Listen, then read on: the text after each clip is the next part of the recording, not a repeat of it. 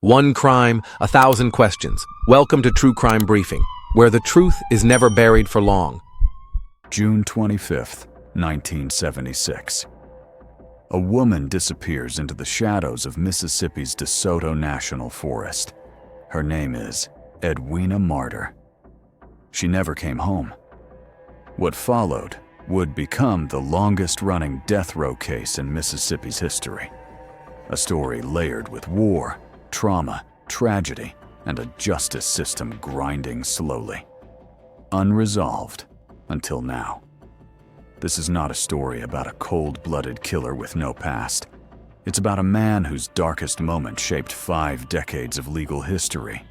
A moment of desperation that spiraled into a life sentence of delays and debates.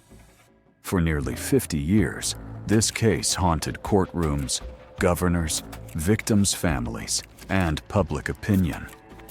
A relentless legal pendulum swinging between justice and redemption. This is the story of Gerald Jordan, and the woman whose life ended far too soon.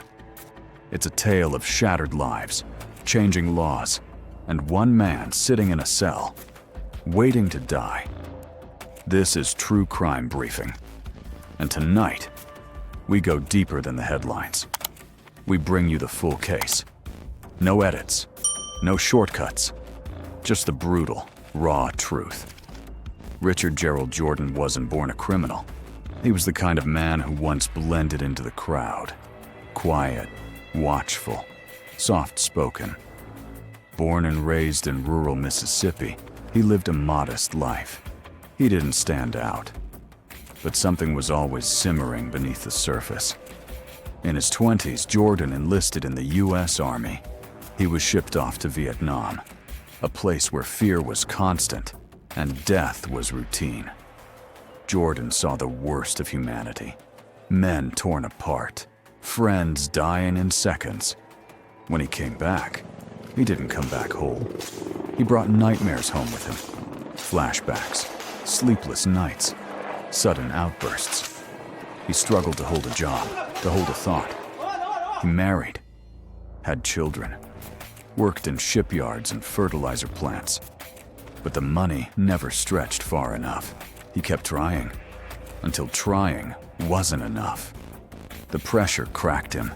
The war hadn't killed him, but peace was killing him slowly. He battled with what we now recognize as PTSD. But back then, it didn't have a name that anyone cared about. There was no help, no therapy, no support. By January 1976, Jordan was broke, burdened, and out of options. He decided to solve it the only way he believed he could, by taking someone else's life. A cold decision born out of chaos. He zeroed in on a target, Chuck Marter, a Gulfport banker. Jordan made a simple call to the bank, asking for information. Posing as a customer, he was polite, believable. He got the name. He got the address. What happened next was methodical and horrifying. On January 12th, 1976, Jordan showed up at the Marter residence. He wore a fake name and claimed to be from the power company. Said he needed to inspect a breaker box. Edwina Marter, Chuck's wife, answered the door. She had 2 kids, one asleep, the other out at catechism class. Jordan convinced her to step outside. She went with him, and she never came back. He forced her into his car and drove her deep into DeSoto National Forest. Jordan would later say she tried to run, that he fired in warning. But the evidence told another story. She was on her knees, shot execution style. Once, in the back of the head. He hit her body, drove off, tossed the gun, and went to see a movie that night. Death Wish. The irony was chilling. Then he called Chuck Marter, demanding $25,000. Unaware, he was already being tracked. Police had suspected something was wrong. They monitored his calls, and when Jordan arrived to collect the ransom, they were waiting. He was arrested on the spot. Jordan's legal nightmare was just beginning. He confessed, led officers to Edwina's body, but the case that followed would stretch for decades. First sentencing, 1976.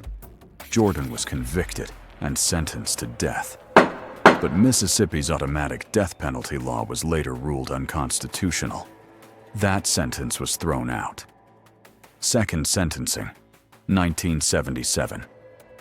Under new sentencing rules, Jordan was retried, again sentenced to death. But errors in the jury's instructions led to the conviction being overturned again. Third sentencing, 1983 to 1986. A new hearing focused on Jordan's conduct behind bars. His lawyers tried to introduce evidence of his remorse and reform. The court blocked much of it. Eventually, a U.S. Supreme Court decision forced the state to reconsider. Plea deal, 1991. Jordan agreed to life without parole, a way to avoid the death penalty. But in a twist, that sentence wasn't legal at the time of his crime. He challenged it and won.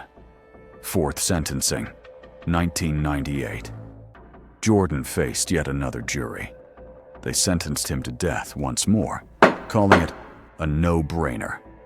4 death sentences, 4 reversals, and still, no execution. His case became one of the most tangled in American death penalty history. No one, not lawyers, not judges, could fully escape it. Throughout the years, Jordan's defense team emphasized one point above all: his psychological trauma. They argued that Jordan came back from Vietnam a different man. Damaged. Unstable. His crime, they said, was born from that damage. Not to excuse it, but to explain it. Jordan was never violent in prison, never caused trouble. He became a model inmate, quietly writing, reading, helping staff. He even invented games and contributed ideas to prison programs. He wrote letters expressing remorse. He described himself as a man haunted by a single, irreversible decision. A decision that destroyed lives and his own soul. His team said this wasn't the same man who pulled the trigger in 1976, that Jordan had changed, that he was more than the sum of one violent act. But prosecutors painted a colder picture. They said Jordan was manipulative, strategic, and unrepentant. He was diagnosed with antisocial personality disorder, a condition often linked to a lack of empathy and emotional depth. His lawyers countered, that diagnosis didn't negate trauma. It just showed a failure to understand it. They also argued that the mental health evaluation was compromised. The psychologist worked closely with the prosecution. That, they said, violated Jordan's right to an independent exam. But the courts disagreed. The rulings stood, even after new legal standards evolved. Richard Jordan's lawyers didn't try to erase what he did. They knew he pulled the trigger. They knew a woman died. But they also believed context mattered. From the beginning, they emphasized one thing: trauma, the kind that never leaves your mind. Vietnam changed Jordan. They argued it broke him. He returned home carrying nightmares inside him. And without any support, not from the government, not from the community, he simply unraveled. Back then, PTSD wasn't even fully understood. It was just called shell shock or combat fatigue. It didn't come with resources. It came with shame.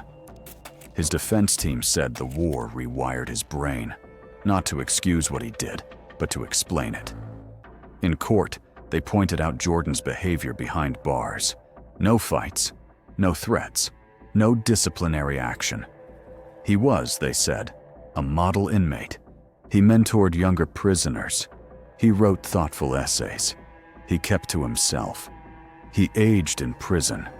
quietly, respectfully. But the prosecution painted another picture.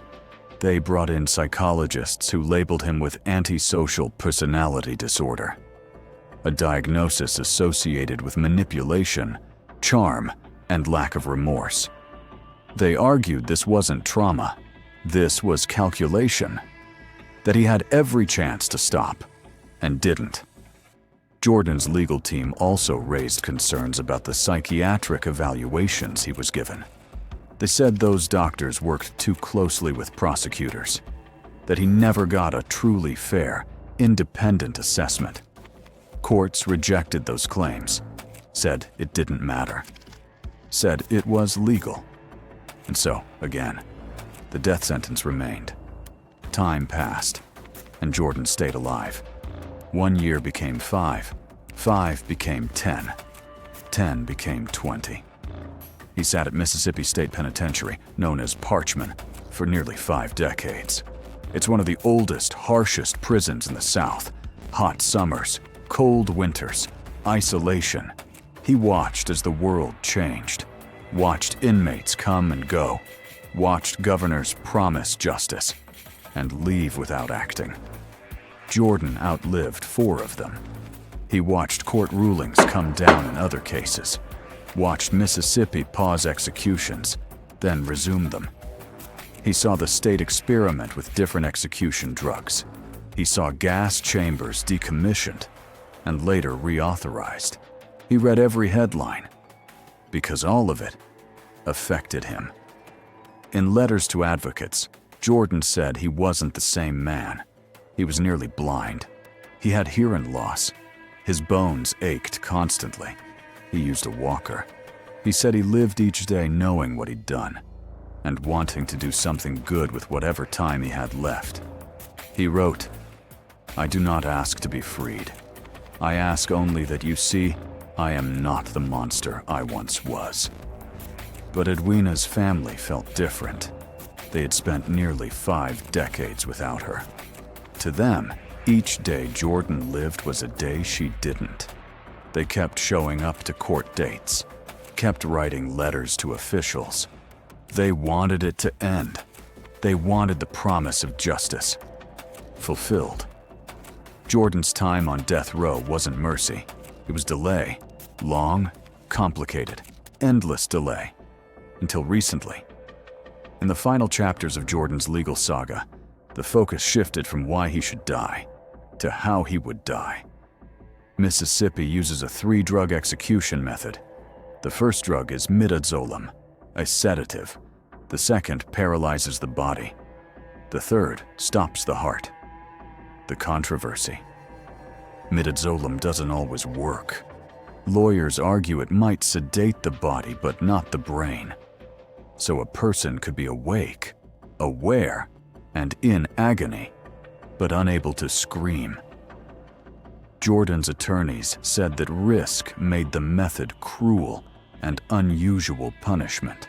They pointed to botched executions in other states, where inmates gasped for air or convulsed. They demanded more transparency from the state. Where are the drugs from? Are they tested? Are the doses verified?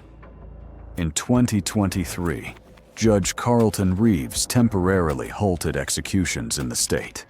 He told officials to update their protocols. Mississippi complied, adding consciousness checks and other safeguards. Still, Jordan's team pushed. They filed more motions. They said even with changes, midazolam was unreliable. The court disagreed. Said the updated method passed legal review, that it didn't meet the threshold for inhumane. With that ruling, the final roadblock fell. Mississippi even expanded its legal options. If lethal injection failed, they could use a firing squad or gas chamber. But for Jordan, it was clear. Lethal injection was ready, and the date was now set. June 25th, 2025. Exactly 49 years to the day since the crime. For months, Jordan's legal team fought the execution date. They submitted motions, filed emergency appeals, and pleaded for clemency. They argued age, illness, trauma. They said Jordan was now 78, nearly blind, frail, and in pain. They sent letters to the governor. They asked the U.S. Supreme Court to intervene. They pointed to international standards, other cases, evolving public opinion. Still, the date remained. June 25th, 2025, 6 p.m. But the final legal domino fell on June 20th, 2025, just days ago. In a highly anticipated ruling, Judge Henry Wingate gave the state of Mississippi the green light. He ruled that the execution protocol met constitutional standards. The three-drug method, with required consciousness checks, was deemed acceptable. Jordan's lawyers had warned of irreparable harm. They said midazolam could cause pain, that paralysis could trap him in a silent scream. The court reviewed all of it and said no. Mississippi had done enough. The protocol passed.